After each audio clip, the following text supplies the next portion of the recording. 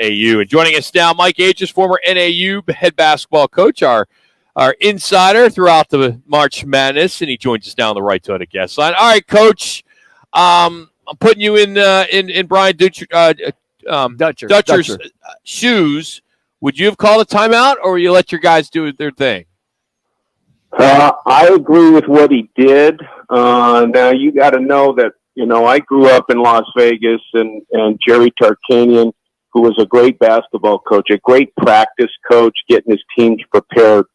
But Tark was never a great strategist in ball games, and he rarely called timeout. And if he did, he probably screwed it up anyway, so he just taught himself not to do it. So I agree with Dutch because, I'm sure a lot of your listeners are probably NBA followers, and it's a different game. In the NBA, you can call a timeout and advance the ball, right? Yeah. And set up a play, and they have hundreds to choose from in the NBA that they run over the course of the year. But you don't get to advance the ball in men's college basketball. So the strategy is you have the defense somewhat off balance. They're not set up like they would be when you advance the ball.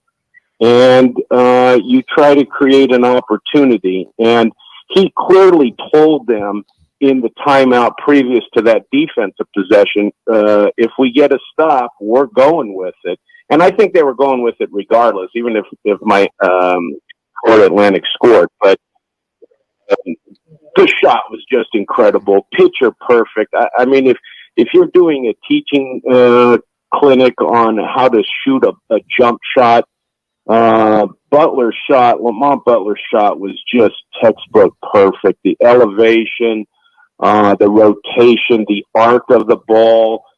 It was just picture perfect, and one that people will remember, I think, for quite some time because it was a game winner. Coach, we had talked about, I think, on Friday, the first one to 55 wins this game, but San Diego State came out and pushed the pace, and they took that lead, even though they were down, 40-33 at halftime. But to come back from, 10-12 down with their offense, of all things. But you got to remember, their defense also kicked in, made some stops those last few minutes as well, too. Absolutely. It was shocking to see the score that it was at halftime. I didn't think that Florida Atlantic would score 40-some points in the second half. They did not. So San Diego State's defense did improve as that game went on, as it typically does.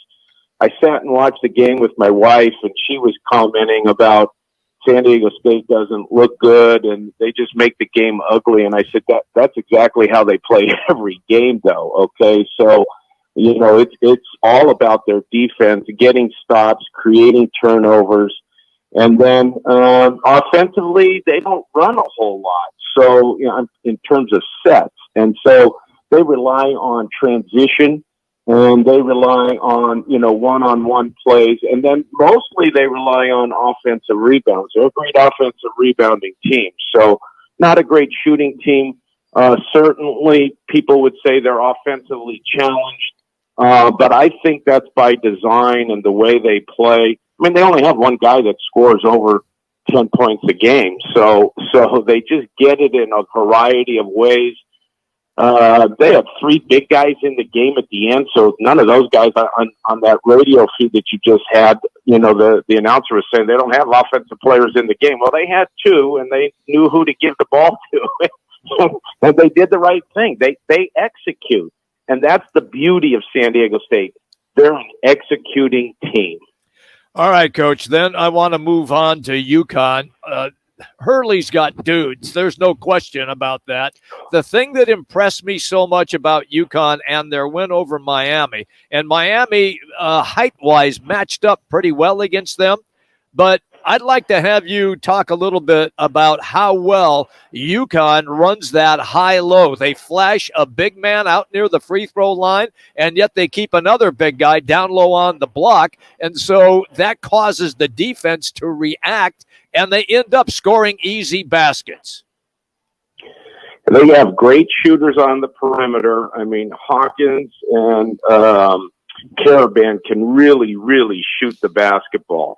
And you're right. I mean, you don't expect Sonoga to shoot 2 threes in the first 3 minutes of a ball game like he did the other day and make both of them, I might add. And I think that just really throws a team's psyche because that's not in the scouting report. And now they're doing something else to you. And both their big guys can run the floor. Klingon, he's 7 whatever foot tall, and he's running the floor and gets easy buckets in transition. High-low is a great way to play basketball, a good solid offense, and they get scoring from so many different ways that it's really impressive to watch them execute on the offensive end, both running plays to get shots for their shooters or to deliver the ball inside and pound teams because of their significant height advantage. Mike Adras joining us here on the Right to a Guest Line, Fox Sports 910. Coach, 3 minutes. When you look at this overall game, San Diego State, of course, first time there. We've seen UConn there. I suspect with, it's $60 to get in. It's not a tough ticket. Ticket prices aren't real strong. I'm not sure viewership's going to be that high. But do you think this is good for the game? If San Diego State wins, with 4, 5 years, 5th year starters in there, I don't know. I'm trying to figure out if this is good for the game or not. I guess is what I'm trying to get at, Mike. Yeah, and I've heard that talk going on lately that the viewership is down. People aren't interested now after all the upsets occurred, and I just think that's nonsense. I mean, there's 70,000 people that were at the games the other day, okay, and there's going to be quite a few more. So you can do the math on how much they make on the gate there. I think people will watch. I look at this 2 minutes. One of those Georgetown Villanova where Villanova had no chance of winning the ball game, right? So I think people will tune in as long as it's a competitive game. I think people will tune away, but don't we do that in most games? I mean, we have so many things to choose from. I can flip to hockey tonight if I get bored with the ball game, right? So I just think that's how we are mentally now as sports viewership goes. There's got to be something better on at that point. But I certainly don't look. I mean, San Diego State is deserving of being here, guys. I mean, Sure. 2 years ago they would have been a number 1 team, but they canceled the tournament. So it's not like it's a program that hasn't been good and hasn't been good for a while now. A decade plus. But certainly, there's an overwhelming advantage tonight when you look at UConn has never lost 1 minute. a championship. They seem to win them every time they're in Texas. And I don't know about you, but I haven't found anybody who has picked San Diego State to win this game tonight. So I guess that, if it's such an overwhelming, but I like to cheer for underdogs. I think it's great. I think it would be great for the Mountain West. I don't think they've won it since UNLV won it. And I don't even know if UNLV was in the Mountain West when they won the national championship. So it's a league that certainly plays good basketball when you look at top to bottom. It's pretty competitive out west, and I'm cheering for the Aztecs just because of their experience. And I heard what you said about them having 5 guys that are 5th year seniors or one's a 6-year senior. That's the NCAA's doing. That's not like San Diego State came up with this on their own. There was a lot of teams in the country this year.